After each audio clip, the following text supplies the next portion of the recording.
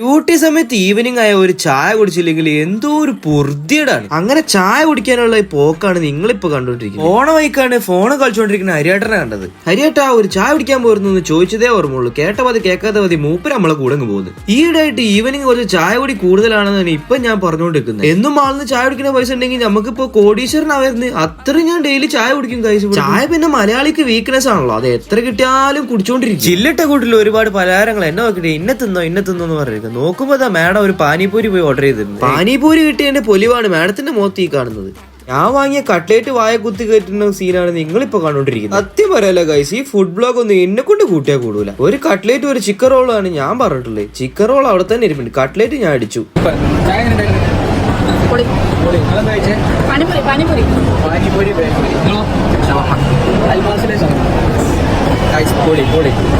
ചായ കുടിയൊക്കെ കഴിഞ്ഞ സ്ഥിതിക്ക് അപ്പൊ ഇന്നത്തേക്ക് ഇത്രേ ഉള്ളൂ. ബൈ.